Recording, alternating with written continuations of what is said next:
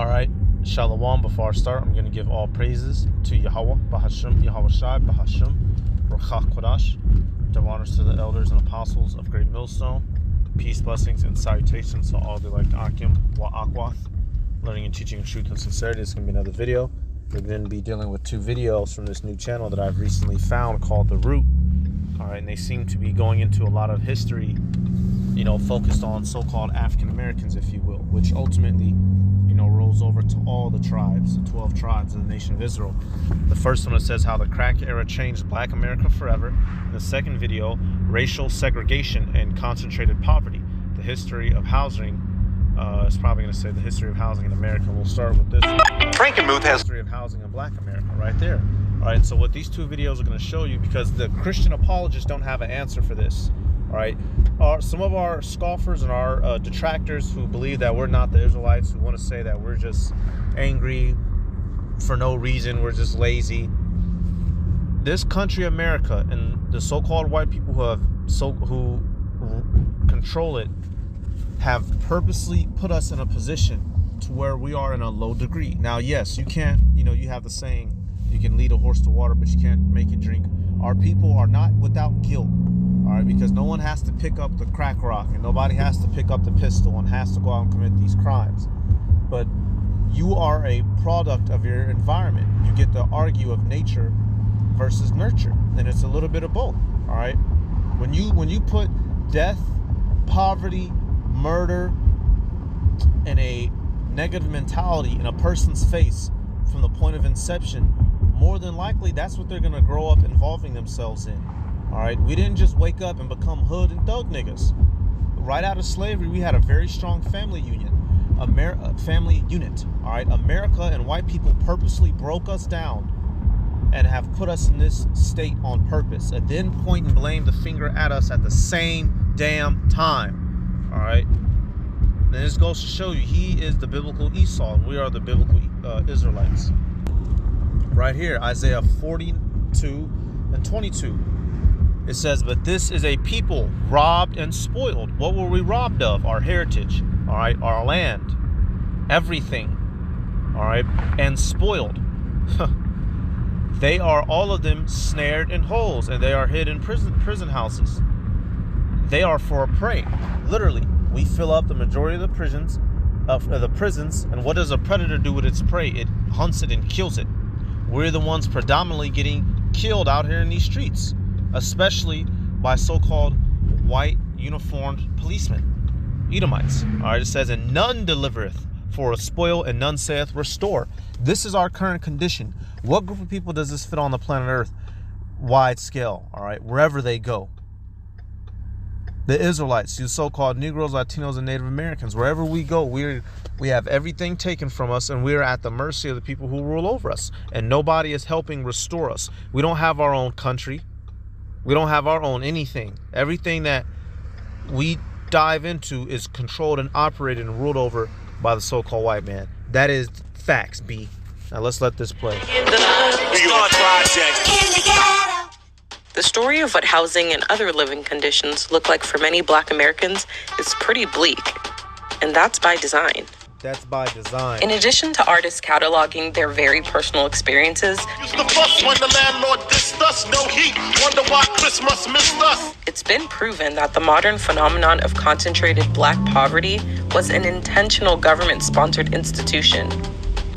This is in part why President Biden issued an executive order back in January, intended to right the historical wrongs Black folks have faced when it comes to housing and home ownership in this country. And ain't no piece of paper gonna be able to correct the wickedness that has been done to us. The only thing that can be done to correct it is the shedding of blood, all right? We don't need reparations, we need blood. That's the scriptures. The only way you can cleanse the land of all the wickedness that has been done upon it is by shedding the blood of those who've done it. All right, I'm gonna let the videos play, but this devil, you know, they'll say, oh, well, we wrote you pro. Obviously, it's not working. We're still broke down. We're still in the hoods. We still filling out the prisons. We still stuck on drugs. We still killing each other. And who pushed this? Who cut up our, man, let me, numbers 35 and 33. So ye shall not pollute the land wherein ye are, for blood it defileth the land. And the land cannot be cleansed of the blood that is shed therein, but by the blood of him that shed it. So right there, we're not the Native Americans damn near decimated on this land, right along with the Latinos, and we're not the so-called African Americans drug over from Africa and from several other regions and brought here, and our blood was shed here. All right, you have to pay by blood. But first, let's take it back. The dawn of the 20th century, African Americans in major cities lived scattered throughout the city. They weren't segregated particularly. So look at these pictures. We used to have a family unit, y'all. What happened to this? How did this break apart? It's only with the great migration of 6 to 7 million African Americans north and west escaping the South, the predominant response of the United States government and state and local governments to the great migration was to contain Black people in their own neighborhoods. And so we were running from whites in the South only to make it to the North and to get subjugated in the North as well. You know? Of a catch-22. You running from devils down south for the devils up north to put you in the worst plots of land to live on. That's the reality of the situation. HUD, the Department of Housing and Urban Development, was particularly a part of this role. With the precursors to HUD introduced and encouraged racially restrictive covenants, redlining of every major city where African Americans landed. The federal government was a sponsor of urban renewal, infamously called Negro removal by the great James Baldwin. Right there, you literally had something known as Negro removal. So you tell me who's racist. Are we just running around making stuff up? What is the answer to this? The Christian church doesn't have one for it. The Lutheran church doesn't. The Baptist Methodist church doesn't. The Catholic church doesn't. Being atheist doesn't answer these things nor provide a solution. The only thing that does give an answer is what we're out there teaching. The fact that our Lord and our Messiah has to come back and perform divine intervention to fix us and to pull us out of the state. Because this devil has done us wrong, y'all. This devil has done us wrong. All right, right there. How about that? What a coincidence. Another scripture that came to mind. It happened to be also in Isaiah, the 42nd chapter. Let's see. Yep. So Yahweh Bashim Yahweh Shai, the Heavenly Father is going to send His Son to come redeem us out of all the lands where we've been scattered here soon. Isaiah 42:6. All right, because hey, we don't have any inheritance in this world, y'all. We don't own anything, nor will they ever allow us to own anything, truly. It says, I, the Lord, have called thee in righteousness, and I will hold thine hand, and will keep thee and give thee for a covenant of the people, for a light of the Gentiles, to open the blind eyes. Hey, this was the problem. Hey, Yahweh Shai was the man promised to come save us. We're the Gentiles that He's the light to, bringing us back to the fold. It says to open the blind eyes, to bring out the prisoners from the prisons, and them that sit in darkness out of the prison house. All right. And it's funny, you know, you have that phrase in the world called prison planet, because that's what the earth feels like right now, because this devil has everybody fucked over. It tells you that we're hidden, we're here, we're in the prison houses and in the holes. We're living in the worst conditions, and He put us in these bad conditions. Baldwin. Urban renewal, which means moving Negroes out. It means Negro removal. That is what it means. And the federal government is an accomplice to this fact. That so-called urban renewal also included a federally sponsored interstate highway system, which was intentionally designed to mow through vibrant Black neighborhoods. So most of these highways cut through where we used to live, y'all, and that was set up on purpose.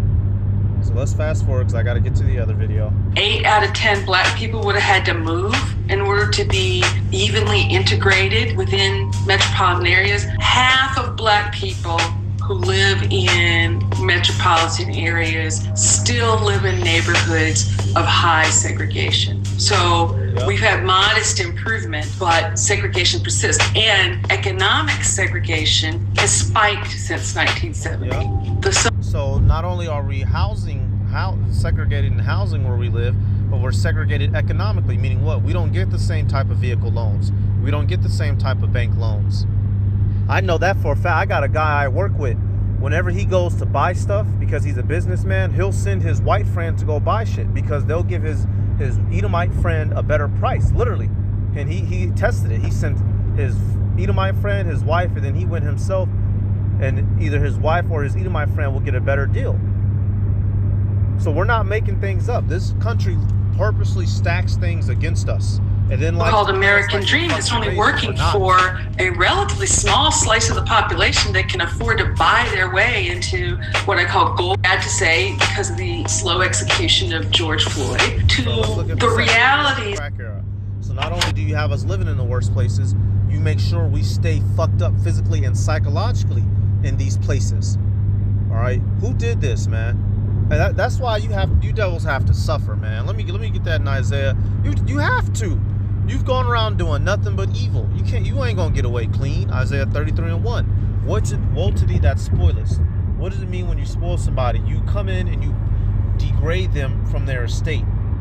You take everything that they have, you break them down, you beat them to pieces. We have been spoiled like spoiled milk. It is no longer good. All right, it is no longer nutritious. If you eat it, if you drink it, it'll kill you. We have no longer become a good. We've been beaten out of our proper estate. All right, it says, and thou was not spoiled. Hey, right there, we didn't come do this to thee. So you spoiled us and we didn't do it to you. And dealest treacherously, and they dealt not treacherously with thee. So you do us greasy and we don't do you greasy. We don't have the power to. It says, when thou shalt cease to spoil, thou shalt be spoiled. And when thou shalt make an end to deal treacherously, they shall deal treacherously with thee. So right there. So now you devils, you catch yourself trying to be good Christians and equality. Nah, we don't want that. You're gonna have to get paid back, and that's Bible. All right. You're gonna have to get broken down and beat out of your estate. You're gonna have to get removed and stripped of your heritage. All right, and taken as slaves as you did us, and segregated. Fuck out of here. We will see large numbers of poor people, and specifically blacks, going to jail and to prison, and they will not have a chance. In the early 1980s, the nation's slogan was clear: just say no. Crack now has spread to almost every American city. But what if I told you that there was more to the crack era than what the white mainstream news media let on? And that it went beyond Black and Latinx folks who simply needed to kick a drug habit. Today's baggage: how the war on drugs ravaged Black America. Once upon a time, and a not-so-drugs somehow infiltrated low-income Black and brown communities, causing crime and chaos. It was called crack cocaine. The problem is crack cocaine. Crack cocaine may deny these black children a decent future. Well, it turned. So we understand that, crack got into the community. But the question becomes, how did it get into the community? All right, by way of the United States American government, which was that, we already knew this, but that was brought about. That guy brings that out in that documentary called Crack on Netflix.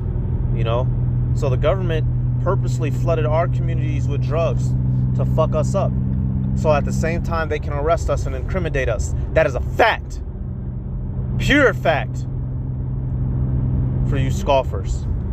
War on drugs, which is often dubbed America's longest war in history.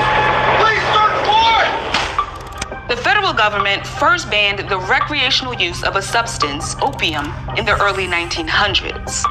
Then came the Prohibition era, which focused on alcohol. He says that this rampant right, and let the planes take off.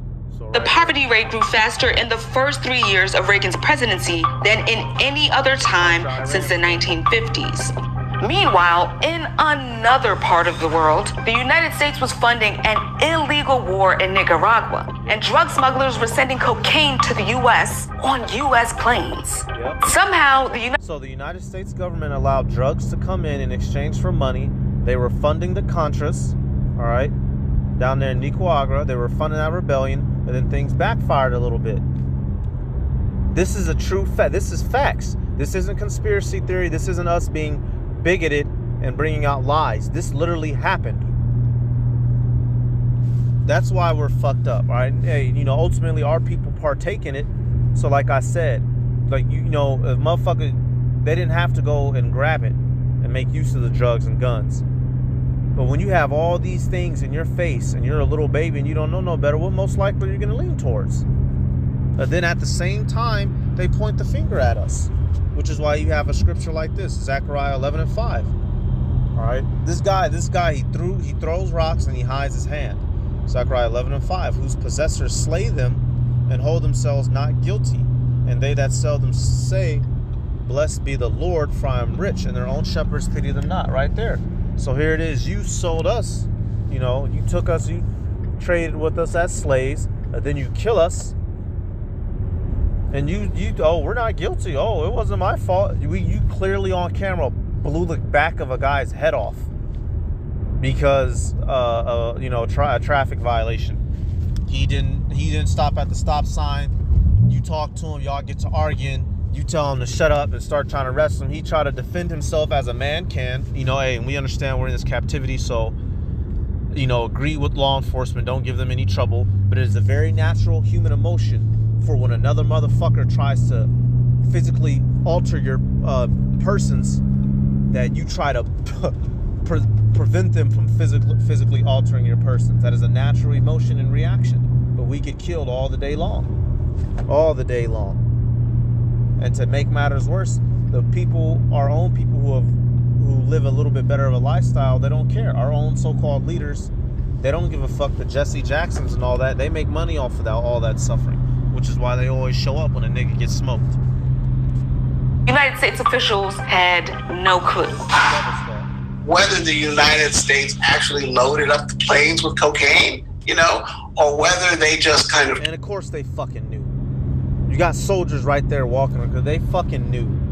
That's that talk. They got to cover their own bases as well. So we understand. Turn their backs, right, and let the planes take off and go to the United States and land. The United States knew that at the very least that cocaine was being flown in and just ignored it. Stanley Nelson is an award-winning documentary filmmaker, MacArthur genius, and director of Crack, Cocaine, Corruption, and Conspiracy.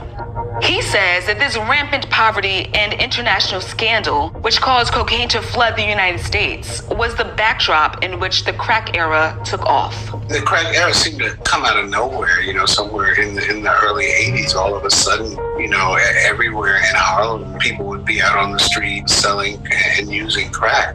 Not only in Harlem, I remember, I was walking across 42nd Street and people were in doorways smoking crack. In his film, Nelson walks viewers through various phases of the crack epidemic. A growing number of babies are being born already addicted to cocaine. They'll spend the rest of their lives. The guy behind the shadows.